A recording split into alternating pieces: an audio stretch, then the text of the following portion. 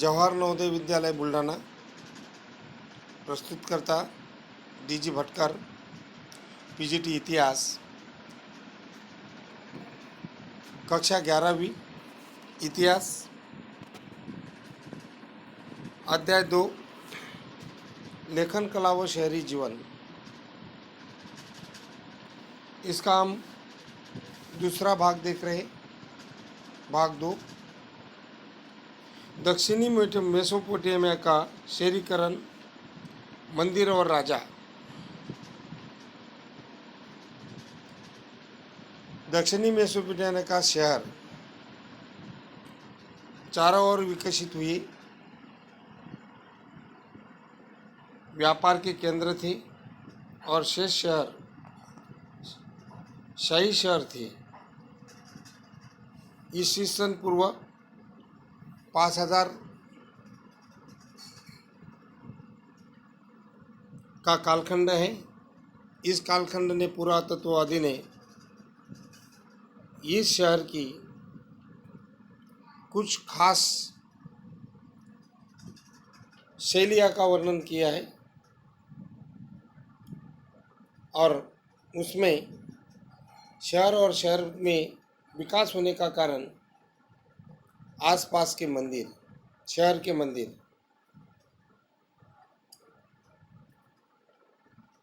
मंदिरों को बनाना या उसका पुनर्निर्माण करना शुरू किया था। सबसे पहले एक मंदिर, एक छोटा सा देवालय था, कच्ची ईंटों से बना हुआ था। मंदिर को वो लोग पूजनीय मानते थे। देवी देवताओं के निवास स्थान जैसे ऊर जो चंद्र देवता था, इन्नाना जो प्रेम और युद्ध की देवी थी। ये मंदिर ईंटों से बनाए जाते थे। समय के साथ बड़े होते हुए एक छोटे से उनके खुले और आंगनों के चारों ओर कई कमरे रहते थे। प्रारंभिक मंदिर साधारण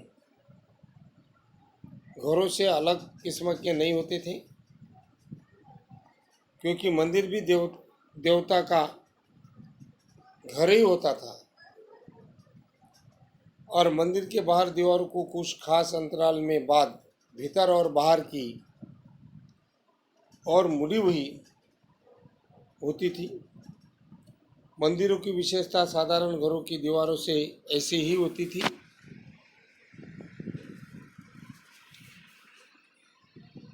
मंदिरों का पुनर्निर्माण में उनका और मंदिर को अच्छा स्थान देने में वो लोग ज़्यादा से ज़्यादा लगे रहते थे, परिश्रम करते थे।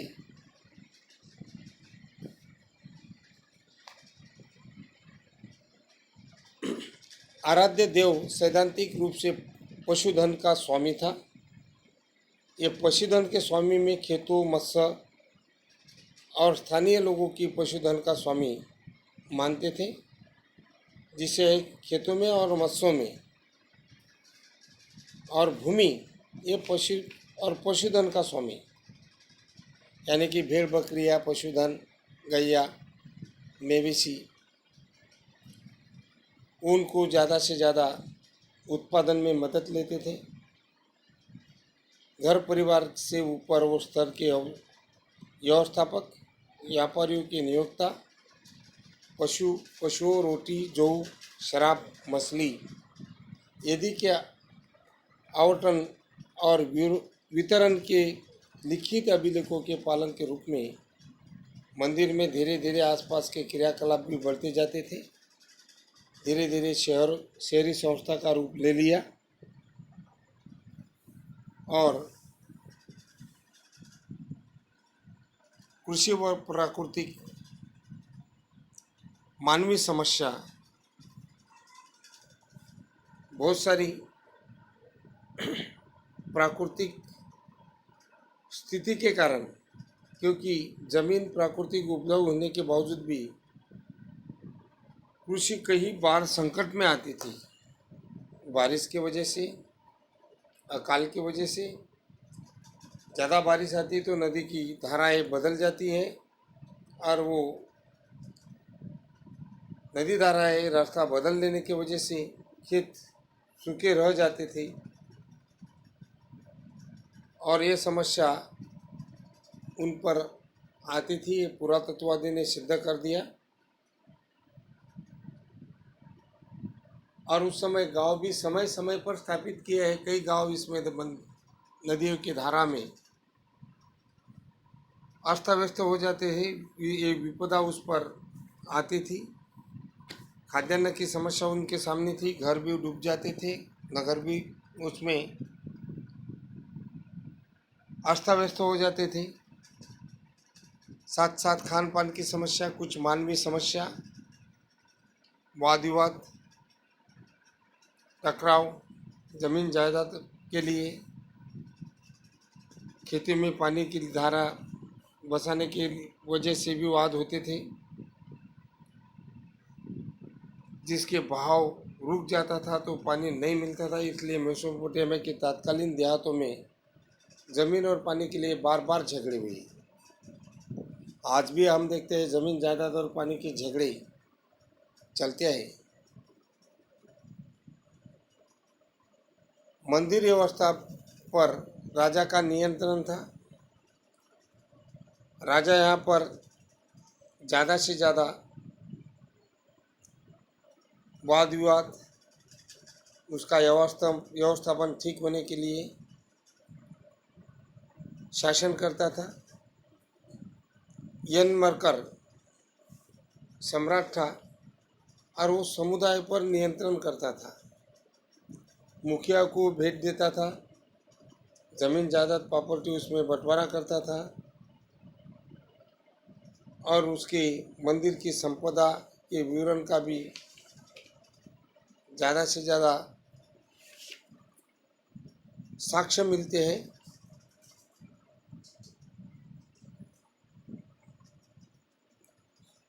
अधिक सुरक्षित और महसूस कर सकते हैं। उरुक जो उन दिनों सबसे पुराने मंदिर नगरों में से एक था, मंदिर नगरों का शहर उरुक था। पुरातत्वीय सर्वेक्षण से पता चलता है 3000 ईस्वी पूर्व के आसपास गांव उजाड़ गए थे।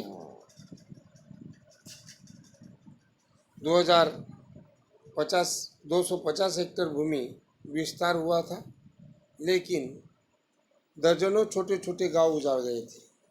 आबादी का विस्थापन हुआ था और फले फूले मोहनजोदड़ो नगर से भी गुना था। ये उल्लेखनीय तथ्य इसमें मिलते हैं। मोहनजोदड़ो और उरुक ये समावेश के एक मेसोपोटामिया की सभ्यता और हड़प्पा सभ्यता को जोड़ा जाता है और कुछ साक्ष्य और अवशेष भी पुरातत्ववादी ने ढूंढ निकाले हैं। युद्धबंदियों और स्थानीय लोगों का अनिवार्य रूप से मंदिर का अथवा प्रत्यक्ष रूप से शासक का काम करना पड़ता है। शासक उस पर नियंत्रण रखते थे। कृषि कर भले ही न देना पड़े, लेकिन उन पर ख्याल रखना है और मंदिर और व्यवस्थापन की देखभाल में ज़्यादा से ज़्यादा वो महत्व देते थे। मंदिर व्यवस्था पर राजा का ही नियंत्रण था। उरुक सबसे पुराना मंदिर, नगर मंदिर शासक का काम करता अनिवार्य था और मूर्तिकला के क्षेत्र में उच्च कोटि के सफलता यहाँ पर प्राप्त थी। सैकड़ों लोगों की चिकनी मिट्टी के शंकु बनाने और पकाने का काम वो करते थे। भिन्न भिन्न प्रकार के रंगों में रंग कर मंदिरों के दीवारों में लगाया जाता था। कुछ मूर्तिकला, स्थापत्य कला, वास्तुकला स्थापित करते थे और कुछ शिल्प के नमूने भी यहाँ पर दिखाई दिए हैं। अभी इधर के साइड में मंदिर के तरफ जैसा एक चित्र दिखाया गया है, प्रवेश द्वार, भट्टी, वेदिका, पहला चित्र। दूसरा चित्र इस प्रकार का है कि निर्मित मंदिर का जिसका खुला हुआ आंगन और बाहरी भीतरी मुख्य भाग उत्खनित रूप से पुरातत्ववादी ने ये लेखन कला और शहरी जीवन का एक नमूना मंदिरों का यहाँ पर जिसका खुला हुआ आंगन दिखाई दे रहा है और किस प्रकार गोपनीय भाग उसमें था। शहरी जीवन में सामाजिक व्यवस्था में उच्च वर्ग का प्रादुर्भाव हो चुका था। एकल परिवार पद्धति थी। शादी के बारे में वधू को माता पिता की ओर से धन दौलत दिया जाता था। एकल परिवार को आदर्श माना जाता था। विधि के बारे में भी जानकारी मिलती है। गुरु नगर का भी अवलोकन और घरों के कई अंधविश्वास यहाँ पर दिखाई देते हैं। घरों के अंतर्गत विवाह के बारे में माता पिता के साथ ही रह करते पिता परिवार का मुखिया होता था। विवाह की प्रक्रिया विधि के बारे में भी कुछ जानकारी प्राप्त मिलती है। माता पिता की विवाह के लिए अपनी सहमति देते थे। उसके बाद पक्ष के लोग वधू को कुछ उपहार देते थे। आज भी हम देखते हैं कि दहेज प्रथा के रूप में दिया जाता था। उसी प्रकार की प्रथा उस कालखंड में भी थी। पूर्व नगर का अवलोकन करें तो ये पता चलता है मेसोपोटामिया के नगर जिसके साधारण घरों की खुदाई 1930 के में की गई थी। मेसोपोटामिया में ऐसे नगर मिले जैसा हड़प्पा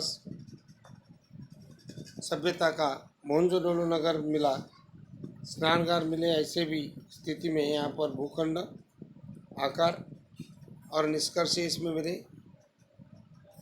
घरों के बारे में अंधश्रद्धा और उसके कुछ गोपनीय बात थी। शकुन अपशकुन संबंधी बातें भी थी। जो कुछ घर के बारे में धारणा थी, घर की देहली ऊंची उठी हुई धन दौलत लाती है। सामने का दरवाज़ा अगर किसी दूसरे के घर की ओर से न खुले तो ये सौभाग्य प्रदान करता है। लेकिन अगर घर का लकड़ी का मुख्य दरवाज़ा बाहर की ओर खुले तो पत्नी और पति के लिए नियंत्रण का कारण बनता है। पूर्व में नगरवासियों के लिए कब्रस्तान भी, जिसे शासकों का उन साधारण समाधियों में भी पाई गई है। कुछ अवशेष भी इसके मिले हैं। हम इसमें एक बेलानाकार मुद्रा का छापा हुआ 3200 ईसा पूर्व का अंकित चित्र है। पत्थर पर अंकित वीर का उत्कीर्ण शिलापट्टी या स्टोल दोनों से पोशाक और केश शैली से जैसी चित्र युद्धबंदी दिखाई दे रहे हैं।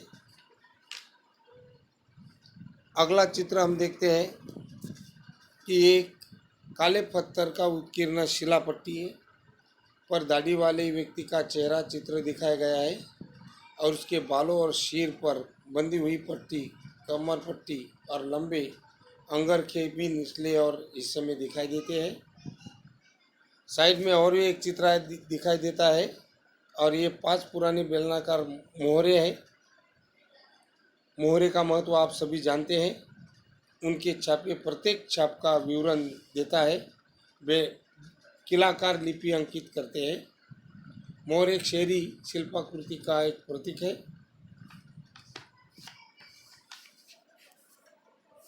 ये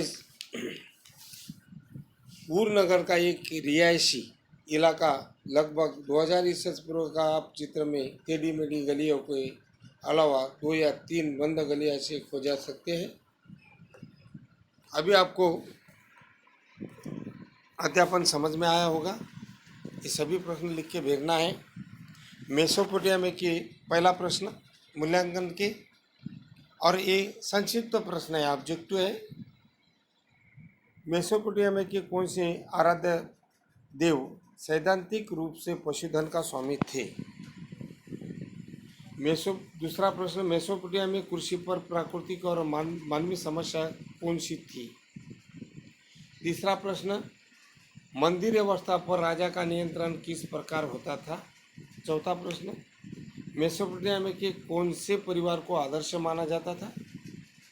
पांचवा प्रश्न, विवाह की प्रक्रिया विधि के बारे में जानकारी दीजिए। सभी प्रश्न लिख के भेजना है। गृह कार्य के लिए एक प्रश्न है, लगभग 5-6 मार्क का प्रश्न है, 3-3.5 पेज में लिखना है। मेसोपोटामिया के ऊर नगर का वर्णन कीजिए।